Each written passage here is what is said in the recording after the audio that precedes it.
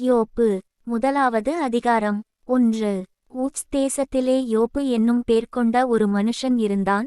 அந்த மனுஷன் உத்தமனும் சன்மார்க்கனும், தேவனுக்கு பயந்து பொல்லாப்புக்கு விலகுகிறவனுமாயிருந்தான். 2. அவனுக்கு 7 குமாரரும் 3 குமாரத்திகளும் பிறந்தார்கள். 3.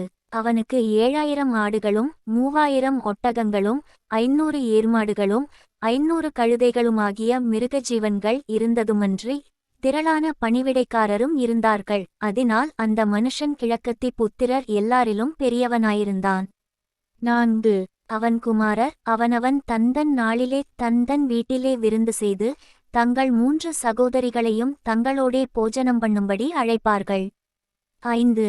விருந்து செய்கிற அவரவருடைய நாள்முறை முடிகிறபோது யோப்பு, ஒருவேளை என் குமாரர் பாவஞ்செய்து தேவனை தங்கள் இருதயத்திலே தூஷித்திருப்பார்கள் என்று சொல்லி அவர்களை அழைத்தனுப்பி பரிசுத்தப்படுத்தி அதிகாலமே எழுந்து அவர்கள் எல்லாருடைய இலக்கத்தின்படியேயும் சர்வாங்க தகனபலிகளைச் செலுத்துவான். இந்த பிரகாரமாக யோப்பு அந்நாட்களிலெல்லாம் செய்து வருவான். 6. ஒருநாள் தேவபுத்திரர் கர்த்தருடைய சந்நிதியில் வந்து நின்றபோது சாத்தானும் அவர்கள் நடுவிலே வந்து நின்றான். 7. கர்த்தர் சாத்தானை பார்த்து, நீ எங்கேயிருந்து வருகிறாய் என்றார். சாத்தான் கர்த்தருக்கு பிரதியுத்தரமாக, பூமியெங்கும் உலாவி அதில் சுற்றித்திரிந்து வருகிறேன் என்றான். 8. கர்த்தர் சாத்தானை நோக்கி, என் தாசனாகிய யோபின் மேல் கவனம் வைத்தாயோ? உத்தமனும் சன்மார்க்கனும் தேவனுக்கு பயந்து பொல்லாப்புக்கு விலகுகிறவனுமாகிய அவனைப் போல பூமியில் ஒருவனும் இல்லை என்றார். 9. அதற்குச் சாத்தான் கர்த்தருக்கு பிரதியுத்தரமாக, யோபு விருதாவாகவா தேவனுக்கு பயந்து நடக்கிறான்? 10. நீர் அவனையும் அவன் வீட்டையும் அவனுக்கு உண்டான எல்லாவற்றையும் சுற்றி வேலியடைக்கவில்லையோ? அவன் கைகளின் கிரியையை ஆசீர்வதித்தீர், அவனுடைய சம்பத்து தேசத்தில் பெருகிற்று. 11. ஆனாலும் உம்முடைய கையை நீட்டி அவனுக்கு உண்டானவையெல்லாம் தொடுவீரானால் அப்பொழுது அவன் உமது முகத்துக்கு எதிரே உம்மை தூஷிக்கானோ பாரும் என்றான். 12. கர்த்தர் சாத்தானை நோக்கி, இதோ அவனுக்கு உண்டானவையெல்லாம் உன் கையிலிருக்கிறது, அவன்மேல் மாத்திரம் உன் கையை நீட்டாதே என்றார். அப்பொழுது சாத்தான் கர்த்தருடைய சந்நிதியை விட்டு புறப்பட்டு போனான். 13. பின்பு ஒருநாள் யோபுடைய குமாரரும் அவன் குமாரத்திகளும் தங்கள் மூத்த சகோதரன் வீட்டிலே புசித்து திராட்சரசம் குடிக்கிறபோது. 14. ஒரு ஆள் அவனிடத்தில் வந்து எருதுகள் உழுகிறபோது கழுதைகள் அவைகளின் பக்கத்திலே மேய்ந்து கொண்டிருக்கையில். 15. சபேயர் அவைகள் மேல் விழுந்து அவைகளைச் சாய்த்து கொண்டு போனார்கள், வேலையாட்களையும் பட்டயக்கருக்கினால் வெட்டி போட்டார்கள். நான் ஒருவன் மாத்திரம் தப்பி அதை உமக்கு அறிவிக்கும்படி வந்தேன் என்றான். 16. இவன் இப்படி பேசிக் கொண்டிருக்கையில் வேறொருவன் வந்து, வானத்திலிருந்து தேவனுடைய அக்கினி விழுந்து ஆடுகளையும் வேலையாட்களையும் சுட்டெரித்து போட்டது. நான் ஒருவன் மாத்திரம் தப்பி அதை உமக்கு அறிவிக்கும்படி வந்தேன் என்றான். 17. இவன் இப்படி பேசிக் கொண்டிருக்கையில் வேறொருவன் வந்து, கல்தேயர் 3 பவுஞ்சாய் வந்து ஒட்டகங்கள் மேல் விழுந்து அவைகளை ஓட்டிக்கொண்டு போனார்கள், வேலையாட்களையும் பட்டயக்கருக்கினால் வெட்டி போட்டார்கள். நான் ஒருவன் மாத்திரம் தப்பி அதை உமக்கு அறிவிக்கும்படி வந்தேன் என்றான். 18. இவன் இப்படி பேசிக் கொண்டிருக்கையில் வேறொருவன் வந்து, உம்முடைய குமாரரும் உம்முடைய குமாரத்திகளும் தங்கள் மூத்த சகோதரன் வீட்டிலே புசித்து திராட்சரசம் குடிக்கிறபோது. 19. வனாந்தர வழியாய் பெருங்காற்று வந்து அந்த வீட்டின் 4 மூலையிலும் அடிக்க அது பிள்ளைகளின்மேல் விழுந்ததினால் அவர்கள் இறந்து போனார்கள். நான் ஒருவன் மாத்திரம் தப்பி அதை உமக்கு அறிவிக்கும்படி வந்தேன் என்றான். 20. அப்பொழுது யோபு எழுந்திருந்து தன் சால்வையைக் கிழித்து தன் தலையைச் சிரைத்து தரையிலே விழுந்து பணிந்து. 21. நிர்வாணியாய் என் தாயின் கர்ப்பத்திலிருந்து வந்தேன், நிர்வாணியாய் அவ்விடத்துக்கு திரும்புவேன். கர்த்தர் கொடுத்தார், கர்த்தர் எடுத்தார், கர்த்தருடைய நாமத்துக்கு ஸ்தோத்திரம் என்றான். 22. இவையெல்லாவற்றிலும் யோபு பாவஞ்செய்யவுமில்லை, தேவனை பற்றி குறை சொல்லவுமில்லை. யோபு 2வது அதிகாரம். 1. பின்னொரு நாளிலே தேவபுத்திரர் கர்த்தருடைய சந்நிதியில் வந்து நின்றபோது சாத்தானும் அவர்கள் நடுவிலே கர்த்தருடைய சந்நிதியில் வந்து நின்றான். 2. கர்த்தர் சாத்தானை பார்த்து, நீ எங்கேயிருந்து வருகிறாய் என்றார். சாத்தான் கர்த்தருக்கு பிரதியுத்தரமாக, பூமியெங்கும் உலாவி அதில் சுற்றித்திரிந்து வருகிறேன் என்றான். 3. அப்பொழுது கர்த்தர் சாத்தானை நோக்கி, நீ என் தாசனாகிய யோபின்மேல் கவனம் வைத்தாயோ? உத்தமனும் சன்மார்க்கனும் தேவனுக்கு பயந்து பொல்லாப்புக்கு விலகுகிறவனுமான மனுஷனாகிய அவனைப் போல பூமியில் ஒருவனுமில்லை. முகாந்தரமில்லாமல் அவனை நிர்மூலமாக்கும்படி நீ என்னை ஏவினபோதிலும் அவன் இன்னும் தன் உத்தமத்திலே உறுதியாய் நிற்கிறான் என்றார். 4. சாத்தான் கர்த்தருக்கு பிரதியுத்தரமாக, தோலுக்கு பதிலாக தோலையும் தன் ஜீவனுக்கு பதிலாக தனக்கு உண்டான எல்லாவற்றையும் மனுஷன் கொடுத்து விடுவான். 5. ஆனாலும் நீர் உம்முடைய கையை நீட்டி அவன் எலும்பையும் அவன் மாம்சத்தையும் தொடுவீரானால் அப்பொழுது அவன் உமது முகத்துக்கு எதிரே உம்மை தூஷிக்கானோ பாரும் என்றான். 6. அப்பொழுது கர்த்தர் சாத்தானை நோக்கி, இதோ அவன் உன் கையிலிருக்கிறான், ஆகிலும் அவன் பிராணனை மாத்திரம் தப்பவிடு என்றார். 7. அப்பொழுது சாத்தான் கர்த்தருடைய சந்நிதியை விட்டு புறப்பட்டு யோபின் உள்ளங்கால் தொடங்கி அவன் உச்சந்தலை மட்டும் கொடிய பருக்களால் அவனை வாதித்தான். 8. அவன் ஒரு ஓட்டை எடுத்து தன்னைச் சுரண்டிக்கொண்டு சாம்பலில் உட்கார்ந்தான். 9. அப்பொழுது அவன் மனைவி அவனை பார்த்து, நீர் இன்னும் உம்முடைய உத்தமத்தில் உறுதியாய் நிற்கிறீரோ? தேவனை தூஷித்து ஜீவனை விடும் என்றாள். 10. அதற்கு அவன், நீ பைத்தியக்காரி, பேசுகிறது போல பேசுகிறாய். தேவன் கையிலே நன்மையை பெற்ற நாம் தீமையையும் பெறவேண்டாமோ என்றான். இவைகள் எல்லாவற்றிலும் யோபு தன் உதடுகளினால் பாவஞ்செய்யவில்லை. 11. யோபுடைய 3 சிநேகிதராகிய தேமானியனான எலிப்பாசும் சூகியனான பில்தாதும் நாகமாத்தியனான சோப்பாரும் யோபுக்கு நேரிட்ட தீமைகள் யாவையும் கேள்விப்பட்டபோது அவனுக்காக பரிதபிக்கவும் அவனுக்கு ஆறுதல் சொல்லவும் ஒருவரோடே ஒருவர் யோசனை பண்ணிக்கொண்டு அவரவர் தங்கள் ஸ்தலங்களிலிருந்து வந்தார்கள். 12. அவர்கள் தூரத்தில் வருகையில் தங்கள் கண்களை ஏறெடுத்து பார்த்தபோது அவனை உருத்தெரியாமல் சத்தமிட்டு அழுது அவரவர் தங்கள் சால்வையைக் கிழித்து வானத்தை பார்த்து தங்கள் தலைகள் மேல் புழுதியை தூற்றிக்கொண்டு. 13. வந்து அவன் துக்கம் மகா கொடிய துக்கம் என்று கண்டு ஒருவரும் அவனோடு ஒரு வார்த்தையையும் பேசாமல் இரவு பகல் 7 நாள் அவனோடு கூட தரையிலே உட்கார்ந்திருந்தார்கள். யோபு 3வது அதிகாரம். 1. அதற்கு பின்பு யோபு தன் வாயை திறந்து தான் பிறந்த நாளைச் சபித்து 2. வசனித்துச் சொன்னது என்னவென்றால் 3. நான் பிறந்த நாளும் ஒரு ஆண் பிள்ளை உற்பத்தியாயிற்றென்று சொல்லப்பட்ட ராத்திரியும் அழிவதாக. 4. அந்த நாள் அந்தகாரப்படுவதாக. தேவன் உயரத்திலிருந்து அதை விசாரியாமலும் ஒளி அதின்மேல் பிரகாசியாமலும். 5. அந்தகாரமும் மரண இருளும் அதை கரைப்படுத்தி மப்பு அதை மூடி மந்தார நாளின் பயங்கரங்கள் அதை அருக்களிப்பாக்குவதாக. 6. அந்த ராத்திரியை அந்தகாரம் பிடிப்பதாக. வருஷத்தின் நாட்களில் அது சந்தோஷப்படுகிற நாளாயிராமலும் மாதங்களின் கணக்கிலே அது வராமலும் போவதாக. 7. அந்த ராத்திரி தனிமையாயிருப்பதாக. அதிலே கெம்பீர சத்தம் இல்லாமற் போவதாக. 8. நாளை சபிக்கிறவர்களும் லிவியாதானை எழும்ப பண்ணத்தக்கவர்களும் அதை சபிப்பார்களாக. 9.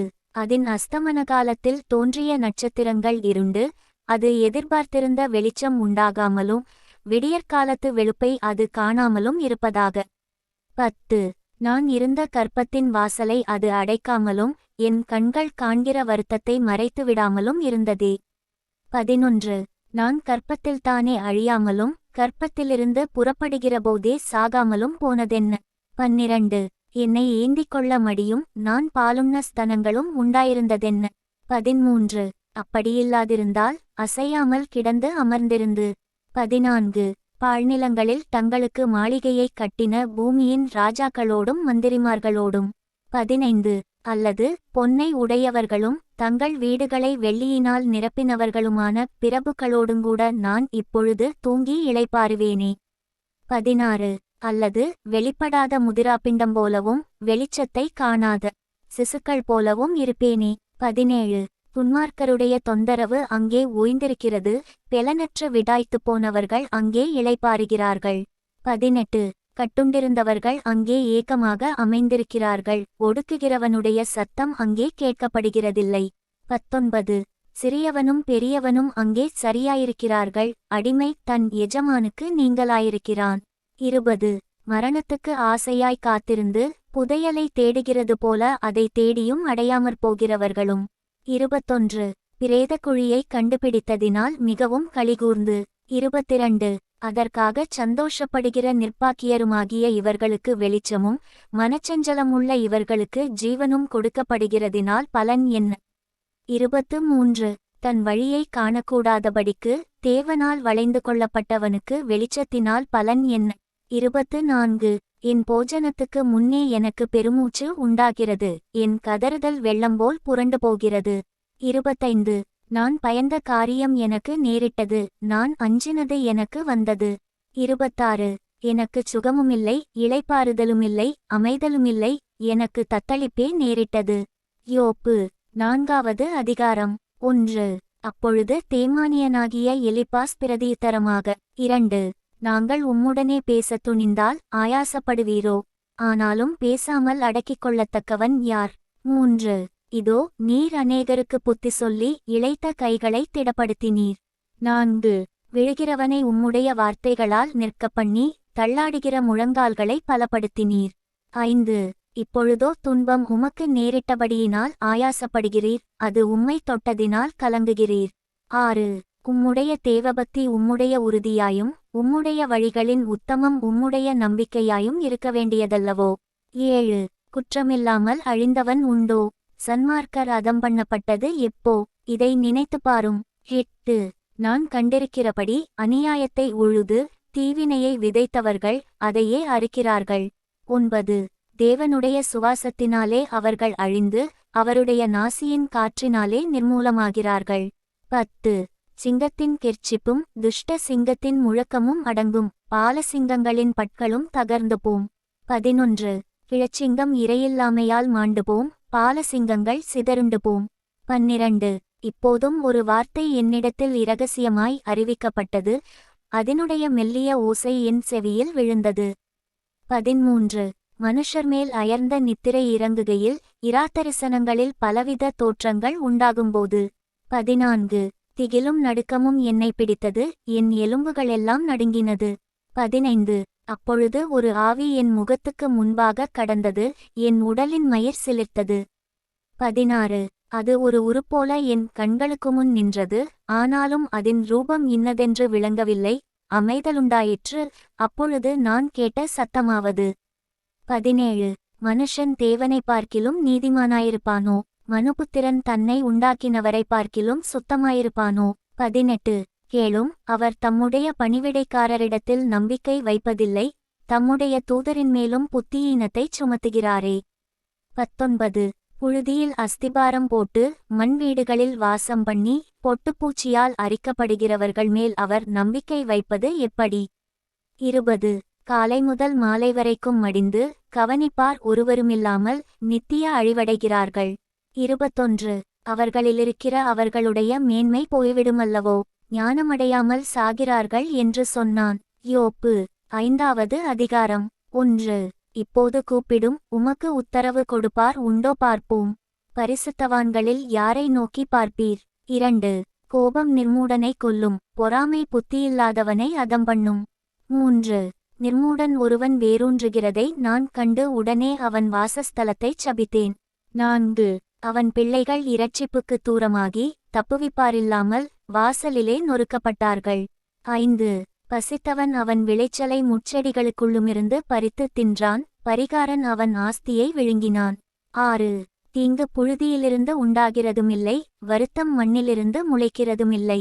7 அக்கினி பொறிகள் மேலே பறக்கிறது போல மனுஷன் வருத்தம் அனுபவிக்க பிறந்திருக்கிறான். 8 ஆனாலும் நான் தேவனை நாடி என் நியாயத்தை தேவனிடத்தில் ஒப்புவிப்பேன். 9 ஆராய்ந்து முடியாத பெரிய காரியங்களையும் எண்ணி முடியாத அதிசயங்களையும் அவர் செய்கிறார். 10 தாழ்ந்தவர்களை உயரத்தில் வைத்து துக்கிக்கிறவர்களை இரட்சித்து உயர்த்துகிறார். 11 அவர் பூமியின்மேல் மழையை வருஷிக்க பண்ணி வெளிநிலங்களின் மேல் தண்ணீர்களை வருவிக்கிறார். 12 தந்திரக்காரரின் கைகள் காரியத்தை முடிய நடத்தக்கூடாதபடிக்கு அவர்களுடைய உபாயங்களை அவர் அபத்தமாக்குகிறார். 13 அவர் ஞானிகளை அவர்களுடைய தந்திரத்திலே பிடிக்கிறார், திரியாவரக்காரரின் ஆலோசனை கவிழ்க்கப்படும். 14 அவர்கள் பகற்காலத்திலே அந்தகாரத்துக்குள்ளாகி மத்தியான வேளையிலே இரவில் தடவுகிறது போல தடவித் திரிகிறார்கள். 15 ஆனாலும் எளியவனை அவர்கள் வாயிலிருக்கிற பட்டயத்துக்கும் பெலவானின் கைக்கும் விலக்கி இரட்சிக்கிறார். 16. அதனால் தரித்திரனுக்கு நம்பிக்கை உண்டு, தீமையானது தன் வாயை மூடும். 17. இதோ தேவன் தண்டிக்கிற மனுஷன் பாக்கியவான், ஆகையால் சர்வவல்லவருடைய சிட்சையை அற்பமாக எண்ணாதிரும். 18. அவர் காயப்படுத்தி காயங்கட்டுகிறார், அவர் அடிக்கிறார், அவருடைய கை ஆற்றுகிறது. 19. 6 இக்கட்டுகளுக்கு உம்மை நீங்களாக்குவார், ஏழாவதிலும் பொல்லாப்பு உம்மை தொடாது. 20.